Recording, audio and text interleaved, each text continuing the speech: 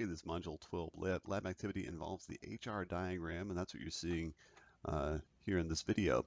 And first of all, I should mention this star field that you see, these are not actually part of the graph. This is just a background for the screen, obviously. The stars that are on the graph are going to be such as the one here, the sun. Those are your data points. Now, I want to explain quickly the axes of the HR diagram. On the y-axis is luminosity. And notice this is it's a logarithmic scale in the sense that it goes by powers of 10. So notice 10 to the 0 is 1.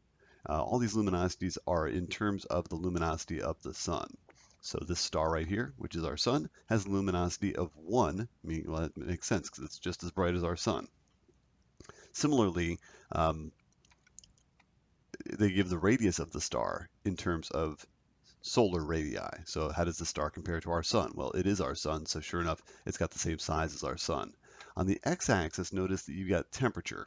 And the one thing that's unusual about the HR diagram, takes some getting used to, is the fact that the temperature increases from right to left. That's a little counterintuitive.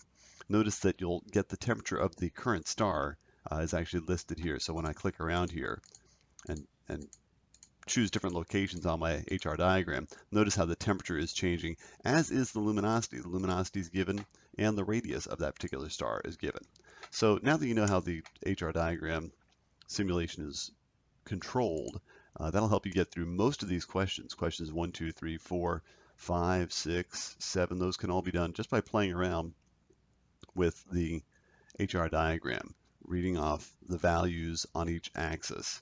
Now, number 9 asks you to choose certain plots. So notice the plots are located under here. So you have the option of choosing brightest, closest, etc., etc. Do as you're instructed and make good observations and write up a good explanation for questions 9 and 10, and you'll be golden.